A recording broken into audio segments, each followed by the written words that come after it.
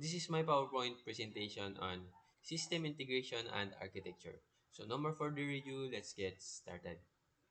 So this is my assessment number one. Why is form handling and validation important in web development, particularly in terms of data integrity and security? So, importance of form handling and validation are form handling ensures that data submitted by the users is proceed correctly, protecting the application from the numerous input. Validation is a crucial for maintaining data integrity and security, as it helps prevent malicious data from compromising the system or database. So example na lamang dito is the name field is required or the required validation. So the application requires the data like name, email, password, and confirm password. Yeah. So kailangan lang nito para mas makilala ng application, the users, for their own security and integrity. So the number two was, what are some key Laravel features that help prevent security vulnerabilities, such as SQL injection and cross-site request forgery, or CSRF, when handling a form data? So Laravel, dito muna. Laravel features include built-in protection against common security issues. And nabanggit na lamang dito is yung CSRF.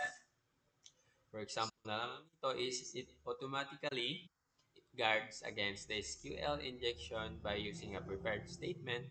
Additionally, the CSRF protection is enforced using a tokens that verify legitimate form submission, preventing a cross-site request attacks.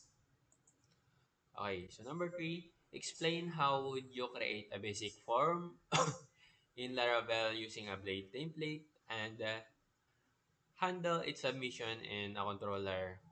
Include an example of how would you define the validation rules.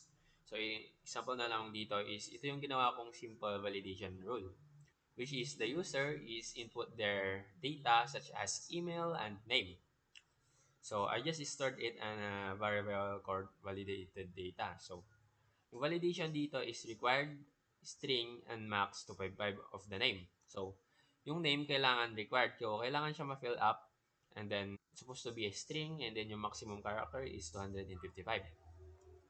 While the email naman is also are required and it must be an email then unique. So, dapat wala siyang kagaya sa database or sa user's table on the database. Okay, next one is number four, how can you customize validation error messages, improve the user experience in a web application? Provide an example of how would you customize and display a validation error messages in Blade template. So, dito sa may number 4 is yung validation required dito. Okay, so yung customize natin is yung name. Yung ginawa kong customization is name dito. So, yung required dito, bali kasi yung default ng Laravel is the name field is required. Pero yung ginawa kong customization dito is provide your name for the registration. So, ito yung error na magpapakita sa form validation or sa form itself. So, yan. So, tolerate error messages help users understand and fix issues rather issues quickly. So, enhancing the user experience, for example, a Blade template, you could define a custom message just like this. Okay, so number 5 is, okay, what are the benefits of centralizing validation logic in Laravel applications and how does this contribute to the maintainability of a web application? So, benefit of centralized validation logic is simply centralizing validation logic improves code's reusability and ensures consistency throughout the application.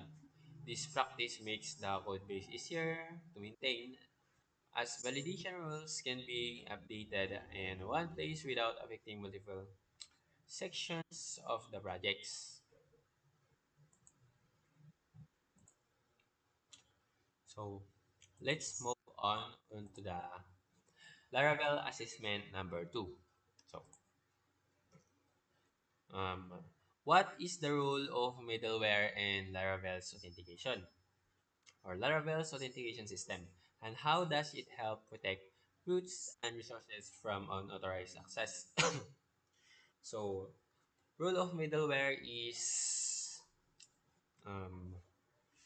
role of middleware in Laravel authentication. Middleware acts as an filter, kumbaga. Filter requests, ensuring only authorized users can access a certain routes or resources. Kunwari, gumawa ka ng middleware just for the admins. And if the role of the user is, let's say, customer, they can't access that page or route. And it helps also protect the application by checking if the user is authenticated or has a specific rules before allowing access to protect their routes. So just what I said, just safeguarding the sensitive data of the functionality. Okay, number two was how does Laravel built-in authentication system handle our user registration and login, include the management of the session tokens and the validation of the inputted data. So Laravel authentication system, Laravel builds an authentication system, provides an easy setup for user registration and login. Example na lamang dito is yung Breeze. And it handles the user session through sessions, tokens, and validates input data to ensure the security and integrity. This is achieved using predefined trends, methods like auth, double colon attempt function for the login validation and session management. So, number three, explain the importance of security measures like SQL injection, prevention, and XSS protection in login and registration forms. How does Laravel assess and preventing these vulnerabilities? So, the importance of security measures such as preventing SQL injection and cross-site scripting or yung tinatawag natin na XSS. These are essential for login and registration forms to protect against the data breaches and malicious code execution. Laravel aids in preventing these vulnerabilities throughout parameterized queries and escaping outputting using the what do you call this? Something like the curly bracket or tinatawag nila itong siguro mga mustache based on sa napanood kong video on YouTube. Okay. In the blade templates, which automatically guards against XSS. Number four, how would you create and apply a custom middleware in Laravel to resist access and the specified routes based on the user rules such as only admin root. So, creating and applying customized middleware to create a custom middleware in Laravel use that the make middleware function artisan. So, it is a command and I define a logic with the handle method. For example, is kaya nung sinabi ko kanina is ito yung ginawa ko is yung admin only.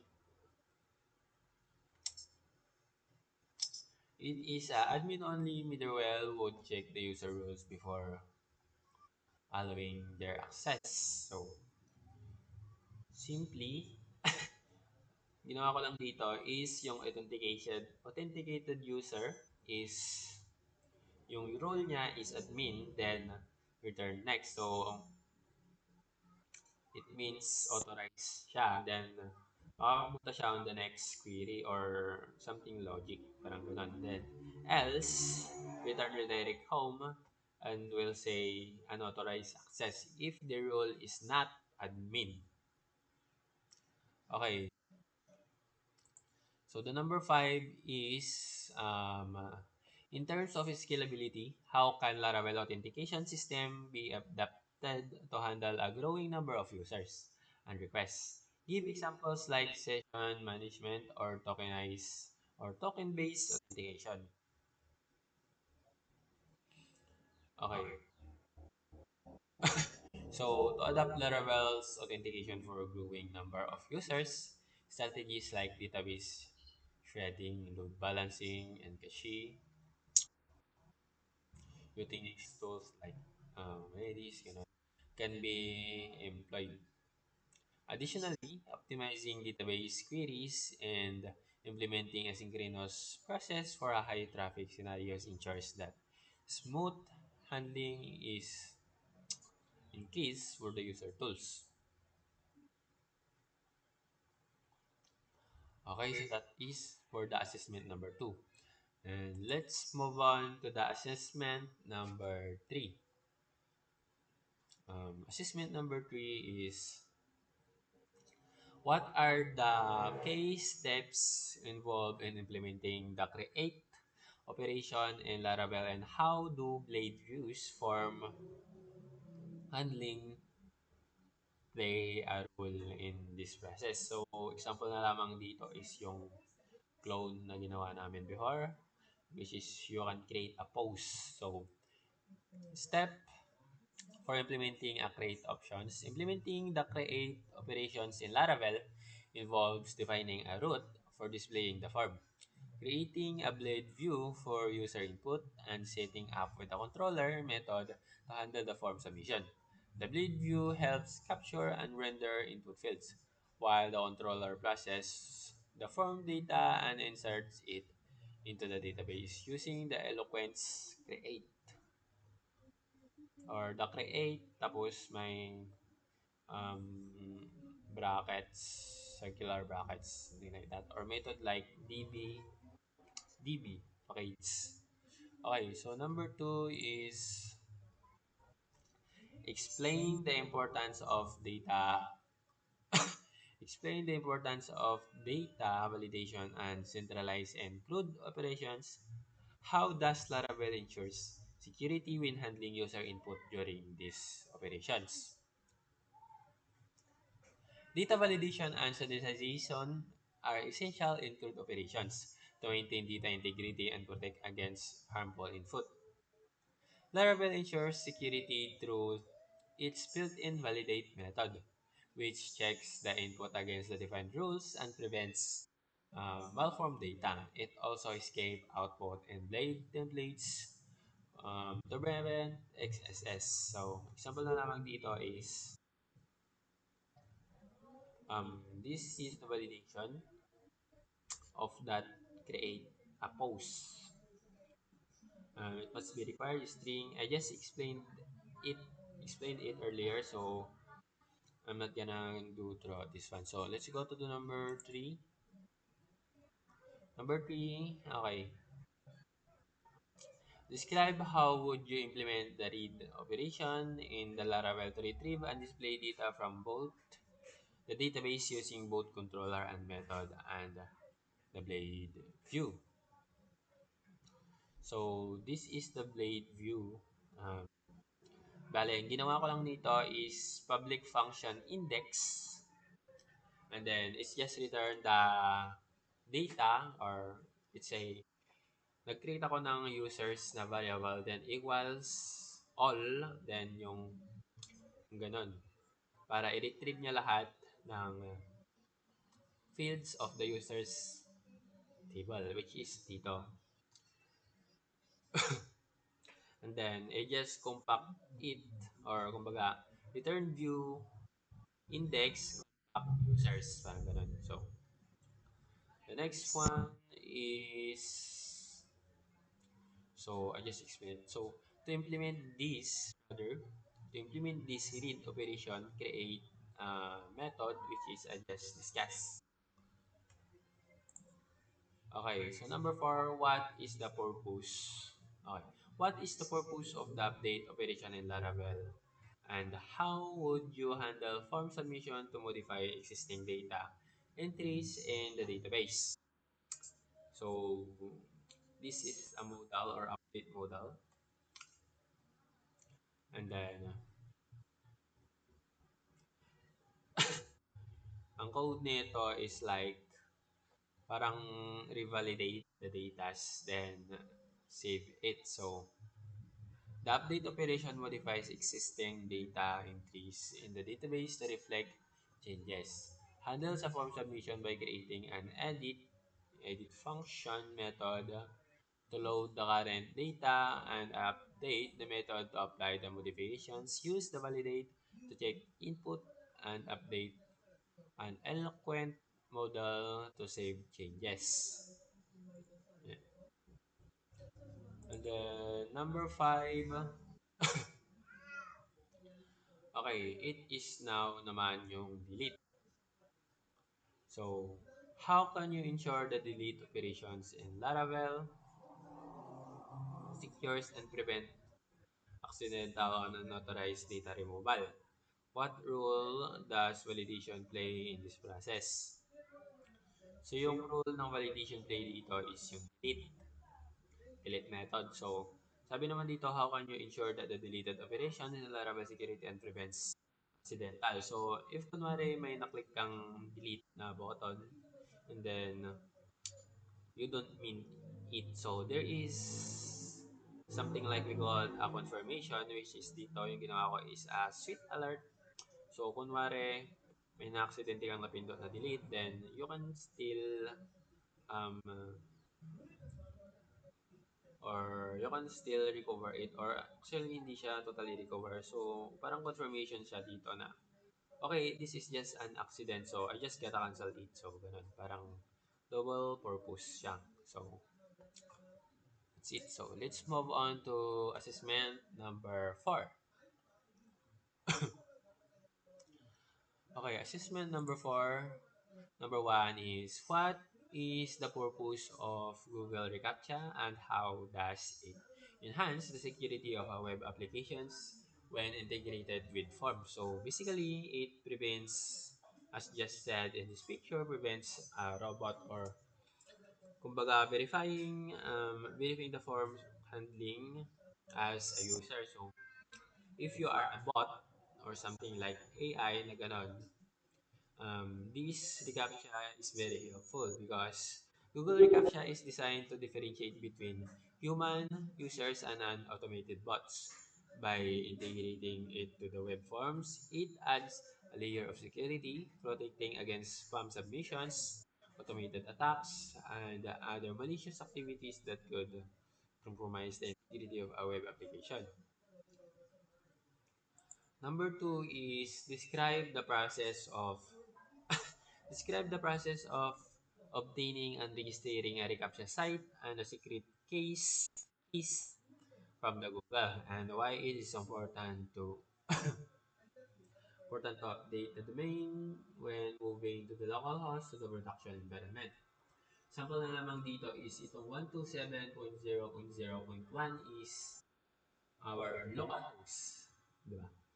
Then yung port 8000. So, if yung project mo is an hosted na siya or nasa production environment na siya, then you can change the domain name like this to SIA midterm up to greatsite.net for ensuring that it still works. So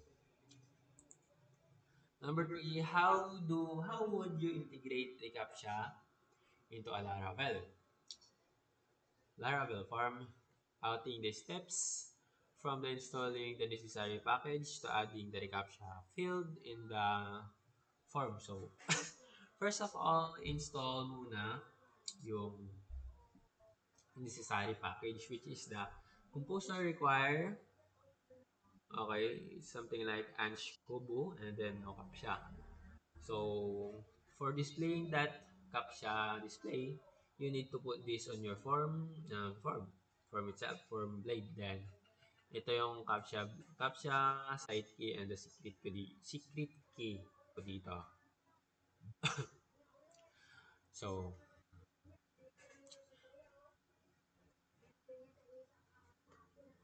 So just make sure that your site key in your .env file and include it to your render the reCAPTCHA widget. Okay, so next was explain how to validate reCAPTCHA response in the Laravel. What role do reCAPTCHA secret keys plays in this validation? So validation and Laravel validate reCAPTCHA response by including the validation rule in your controller. Okay, so GReCAPTCHA is a secret key, and then your secret key with your secret key, and then specifying it is a required and a CAPTCHA. So just simply the secret key stored in your .env file or no CAPTCHA secret is used to verify the response with the Google API, ensure that the submission of farm link is a legitimately user. And then number five, how can customizing error messages how can customizing error messages fulfill the CAPTCHA? Attempts to improve the user experience. Provide of how you would handle the CAPTCHA errors in a Laravel controller. So I just make it so yung GCAPTCHA required so ang validation customized validation dito is please complete the reCAPTCHA to prove that you are a human. Though may default validation naman si reCAPTCHA or message si reCAPTCHA pero customizing is better for the user user experience itself. Okay, the Google reCAPTCHA that responds that no CAPTCHA verification failed, please try again. So it's like this if the user did not click the example like I am not a robot, then this thing, this customized error message is verification failed. Please try again. So that would go out. This enhances the user experience by providing a clear, user friendly feedback. So let's move on to the last assessment, which is assessment number five. And what is the purpose of integrating OTP functionality into a Laravel application and how does it enhance the security for users? So, purpose of OTP functionality in Laravel integrating OTP or one-time password functionality enhance the user security by adding an extra layer of authentication. It ensures that only the rightful user can access the certain features or accounts or even pages, even if the logic credentials are compromised. OTPs make application more secure by require a temporary unique code.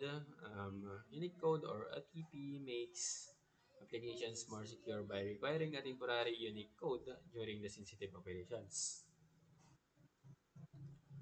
Number two is yeah.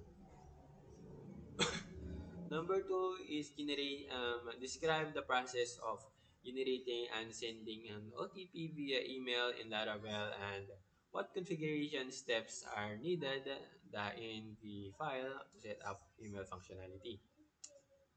Um, so generating and sending OTP via email. So to integrate, generate, and send an OTP in Laravel, create a method that generates a random code and sends it to the Laravel's mail package. In the .env file, I just configured my email settings such as mailer, mail host, mail port, mail username, mail password, and mail encryption. So just like this in the picture, this is my mailer itself. Okay, so use a mailable class to format and send the email containing the OTP. Okay, so number three, explain your Explain how you can integrate SMS, OTP service using Twilio and Laravel and what configuration are required in the data. So, hindi po ako nakagawa ng Twilio kasi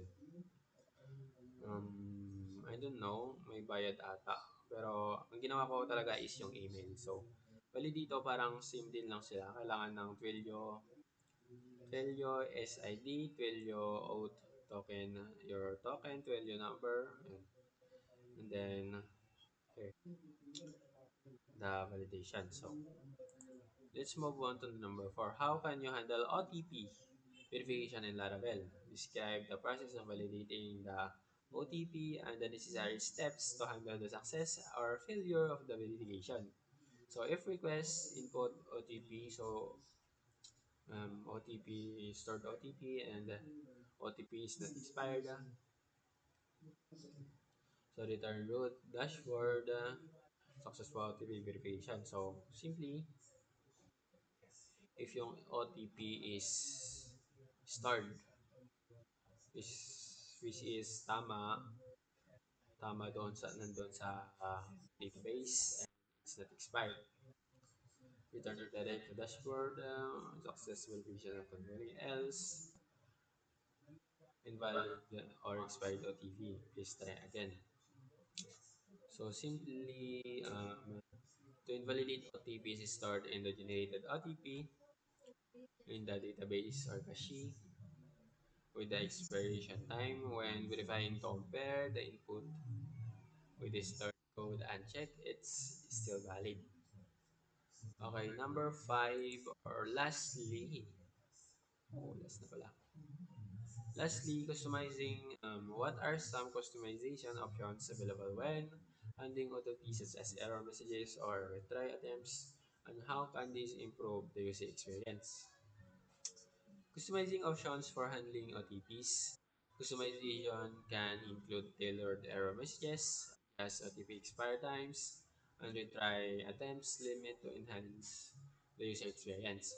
For instance, use custom error to inform that the users are failure. So, kaya na lamang dito, if the OTP is error or unmatched or something like expired, the OTP you entered is incorrect. Please request a new and try again. So you can just click the recent OTP. So that is for my presentation. Thank you and God bless.